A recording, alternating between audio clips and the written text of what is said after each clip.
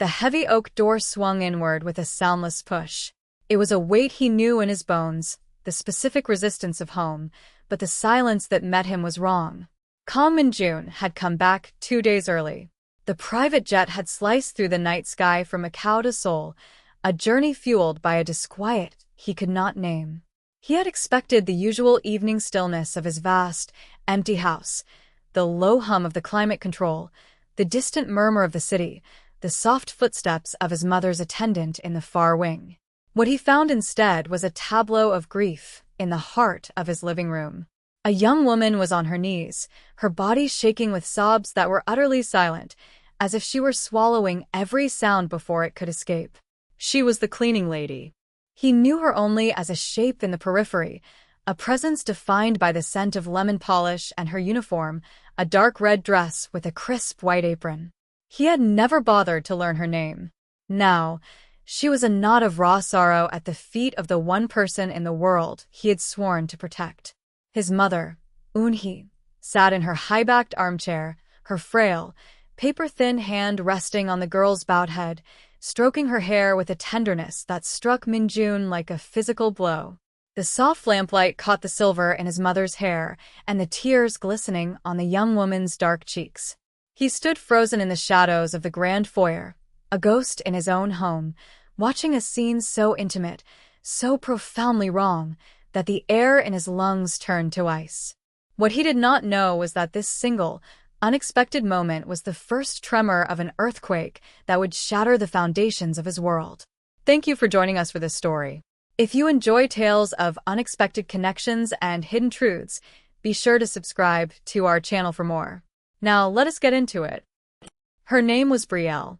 She was 20 years old, and her life was a study in quiet diligence. Every morning, she took 2 buses to reach the iron gates of the estate, a fortress of modern glass and old stone nestled in the wealthiest corner of the city. The other staff, the cooks and gardeners and drivers, treated the house with a kind of fearful reverence. They spoke in hushed tones and never met Mr. Kang's eyes when he was present. Brielle understood their fear. She saw the men with hard faces and watchful eyes who came and went at all hours. She saw the way Mr. Kang moved through his own home, a predator in a bespoke suit, his presence sucking all the warmth from a room. But for Brielle, the house was not just a place of danger, it was a sanctuary for one person. Eun-hee, Mr. Kang's mother, was a woman woven from moonlight and memory. She spent her days in a sunlit room overlooking the gardens, her hands often resting on a small, intricately carved wooden nightingale that sat on her bedside table. It was Brielle's job to dust the room, to plump the pillows, to ensure everything was just so. But her duties had slowly, imperceptibly, expanded. It started with a simple request. "Young lady," Eun-hee had said one afternoon, her voice as soft as moth wings, "could you read this to me?" "My eyes are not what they used to be," Brielle, surprised, had taken the book of poetry and read aloud, her voice steady and low. After that, it became their ritual. While she polished the silver-framed photographs, Eun-hee would tell her stories of a Korea that no longer existed, of a husband she had loved fiercely, the man who had carved the little wooden bird for her as a wedding gift. Brielle, in turn, found herself sharing small pieces of her own life, speaking of her younger brother, Samuel, whose laughter was the brightest sound in her world. She never spoke of the shadows that haunted her family, of the mounting medical bills and the fear that kept her awake at night. In this house of cold power, her bond with the old woman was a secret garden, a place of warmth only they knew. Min-jun took a single step forward, the soft leather of his shoe scuffing against the marble floor. The sound was no louder than a whisper, but in the charged silence, it was a gunshot. Brielle's head snapped up. Her eyes, wide and swimming with tears, locked with his. All the color drained from her face, replaced by a stark, primal terror.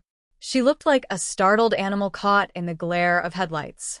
His mother, however, did not flinch. She simply turned her head, her gaze calm, her hand never leaving Brielle's hair. "You are home early, my son," she said, her voice even. There was no surprise, only a quiet statement of fact. Min-jun's eyes remained fixed on Brielle, who was scrambling to her feet, her movements clumsy with panic. She wiped at her face with the back of her hand, smearing the tears.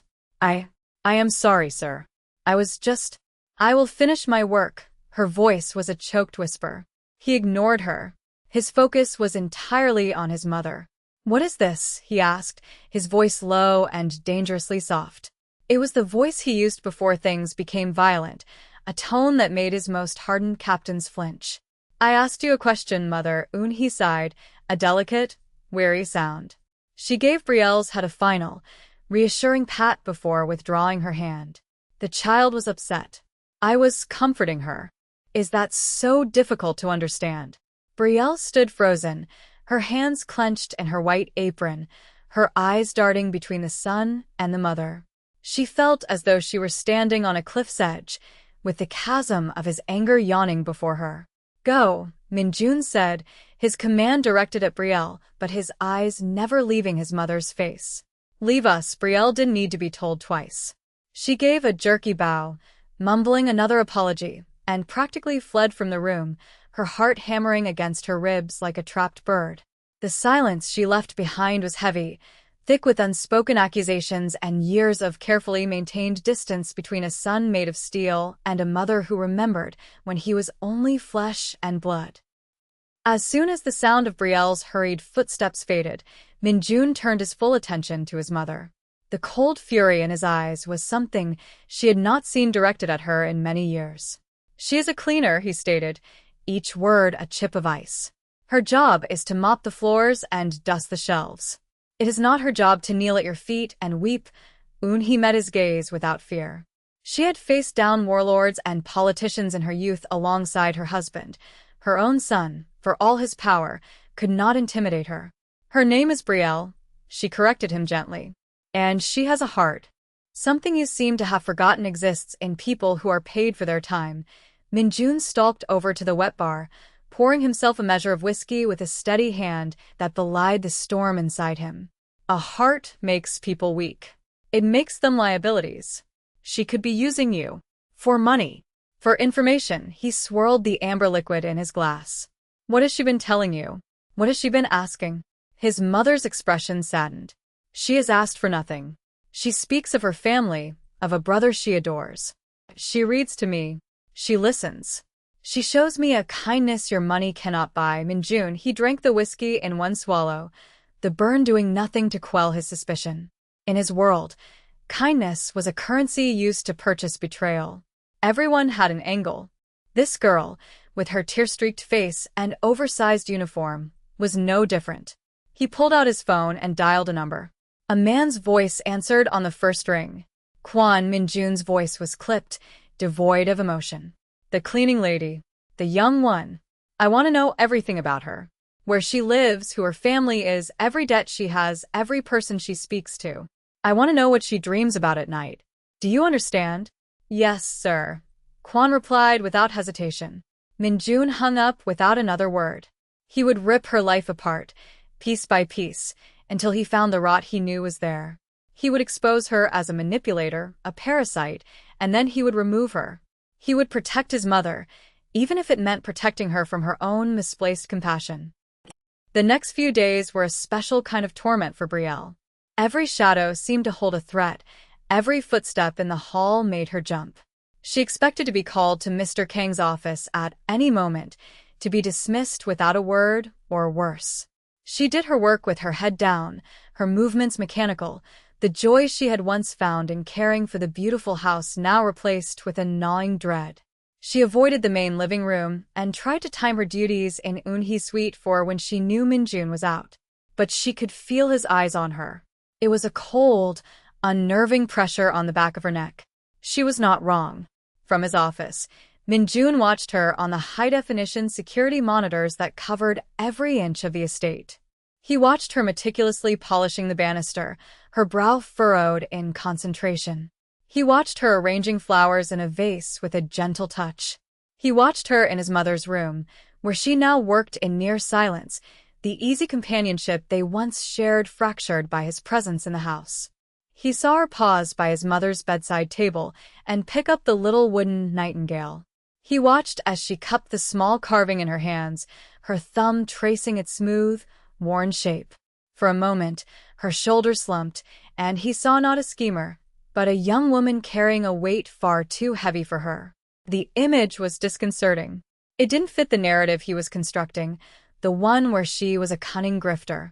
He had expected to see greed or deceit in her unguarded moments. Instead, he saw exhaustion and a profound sadness.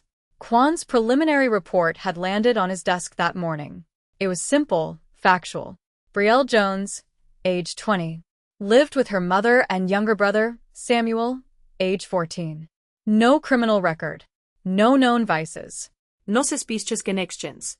It was a portrait of an utterly ordinary, unremarkable life. But Minjun was not convinced. The ordinary were often the most skilled at hiding their true intentions. He told Kwan to dig deeper. The threat, when it came, did not originate from within the house, but from the world outside its gates. A rival syndicate, led by a ruthless man named Chairman Park, had been losing territory to Minjun for months. Park was a man who believed in attacking a man's foundation, not his fortress. He had been watching Minjun's estate, looking for a crack in the armor, a point of ingress.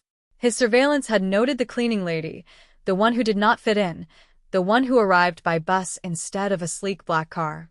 She was an anomaly, and anomalies were levers. One evening, as Brielle walked the long, tree-lined street toward the bus stop, a black sedan slid to a silent halt beside her. Two men in dark suits got out. They were smiling, but their eyes were like chips of granite.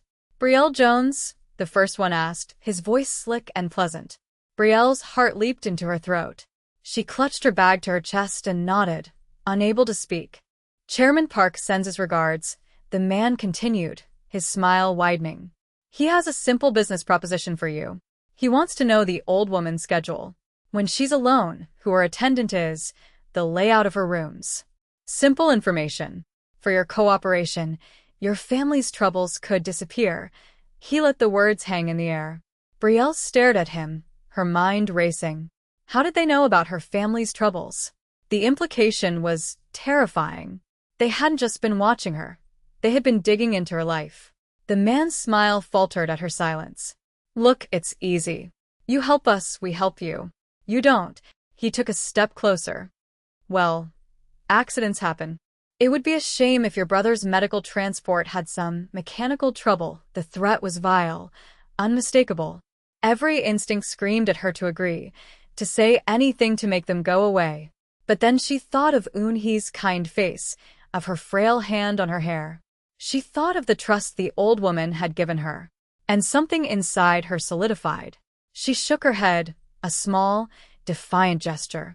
"No," she whispered. The man's face hardened. "That's the wrong answer." He reached for her arm, but Brielle reacted on pure instinct. She spun around and ran, her worn-out sneakers pounding against the pavement, not looking back, the men's angry shouts chasing her into the gathering dusk. Brielle didn't stop running until the iron gates of the estate were in sight. She leaned against the cold bars, gasping for breath, her body trembling. She said nothing to the guards who let her back in. She walked the long driveway back to the staff entrance, her mind a whirlwind of terror and confusion. She couldn't tell anyone. Who would believe her? She would be fired instantly for bringing such trouble to their doorstep. She would put Eunhee in danger. The only thing to do was to pretend it never happened, to hope they would leave her alone. She didn't know that she had not been the only one on that street. In a nondescript car parked half a block away, Kwan had watched the entire exchange through a telephoto lens. He had seen the black sedan, recognized Park's men, and recorded their barely veiled threats. He had watched as the young woman, who looked so soft and unassuming, had stood her ground and then fled. He had his own orders to intervene if she was physically harmed, but she had escaped on her own. He drove back to the estate and went directly to Minjun's office. He relayed the events calmly, factually. "They tried to turn her, sir. They threatened her brother." Minjun listened, his face an unreadable mask, his fingers steepled before him. "And what did she say?" he asked, his voice dangerously quiet. Kwan met his boss's gaze. She said nothing of value to them, sir. She refused. They tried to grab her, and she ran. Back here. She protected the house. A long silence filled the room. Minjun stared at the blank security monitor, the image of Brielle polishing the wooden bird replaying in his mind. He had been looking for a crack in her character, a hint of betrayal. Instead, he had found loyalty so fierce she would risk her own safety for a woman she was paid to serve. He had been completely, utterly wrong. Later that night, he found her in the main kitchen, scrubbing a pot with a frantic energy. She looked up as he entered, her eyes wide with fear. He expected her to cower. He did not expect the flash of defiance in her gaze. "They will not get to her," she said, her voice shaking but firm. "I won't let them." Minjun simply stood there for a moment, observing the girl who was built not of weakness, but of a strength he hadn't recognized. "Come with me," he said, his tone no longer an order, but a request. "My mother wants to see us."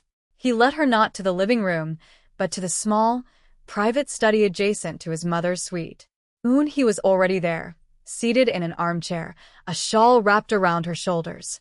She looked at Brielle with deep concern, then turned her gaze to her son. "Tell me what is wrong," she commanded softly. Minjun looked at Brielle, whose face was pale and drawn. "Park's men approached her," he said, his voice clipped. "They threatened her brother. They wanted information about you, mother." Eunhee's hand flew to her mouth, her eyes filling with a mixture of fear and anger. She looked at Brielle, her expression softening with a profound empathy. "Oh, you poor child." Brielle just shook her head, unable to speak, the dam of her composure finally breaking. A single tear traced a path down her cheek. Minjun felt a strange, protective instinct rise within him, an urge to stand between her and the entire world.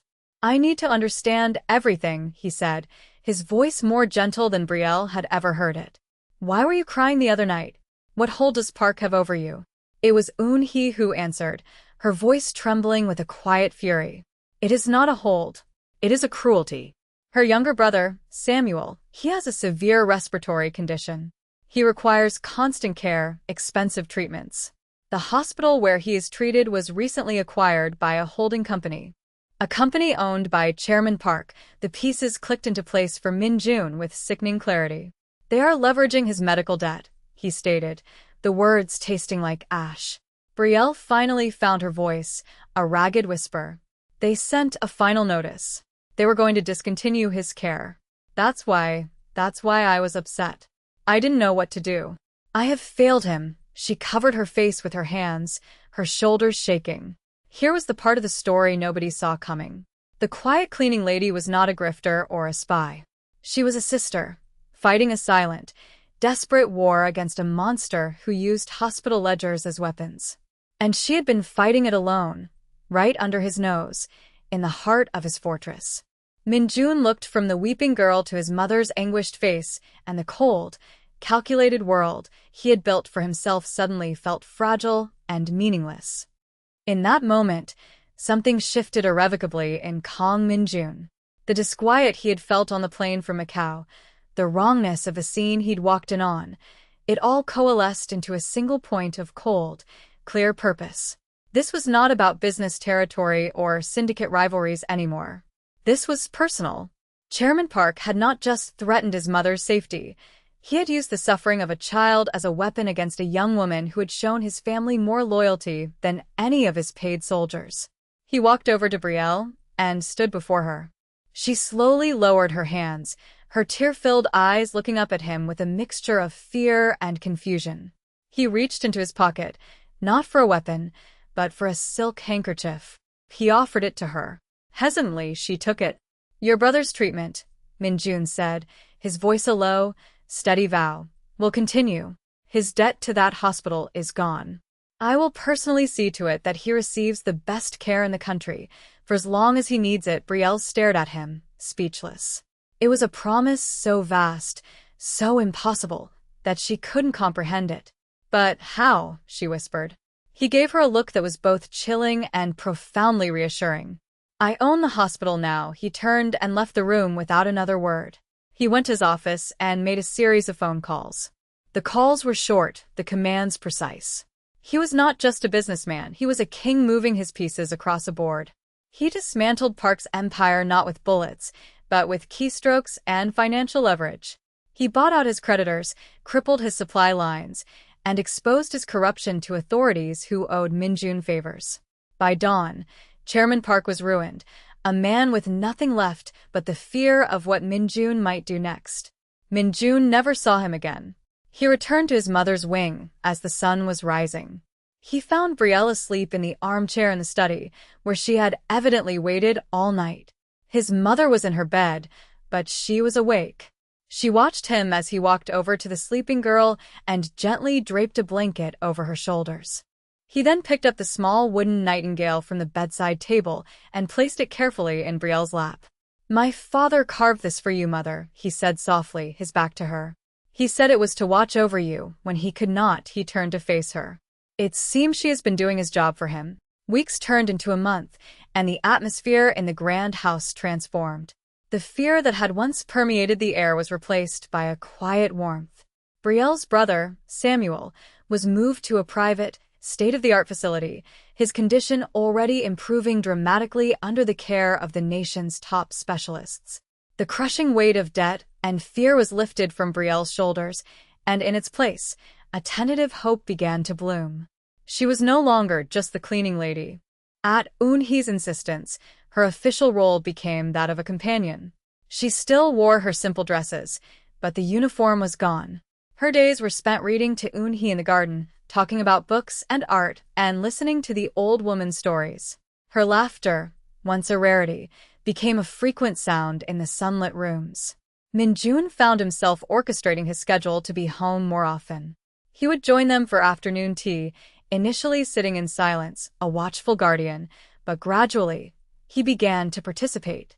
He would listen as Brielle described a novel she was reading, his gaze fixed on the way her face lit up when she talked about a character she loved. He learned about her dream of one day opening a small library for children in her old neighborhood. He saw the keen intelligence behind her gentle eyes, the resilience that was forged not in violence, but in love. One evening, the three of them were sitting on the veranda as the sun set, painting the sky in hues of orange and purple. Eunhee was dozing lightly in her chair. Brielle was watching the fireflies begin to dance over the lawn. "Thank you," she said softly, not looking at him. "For what you did. For my brother. For everything." Minjun turned his gaze from the horizon to her profile. "Loyalty is the only currency that matters," he said, his voice low. "You showed it to my mother when you had every reason to save yourself. That is a debt I am still repaying." She finally turned to look at him, and in the dimming light, there was no fear in her eyes, only a deep, questioning warmth. A silent understanding passed between them, an acknowledgement of a bond forged in a moment of crisis and tempered in quiet, shared days.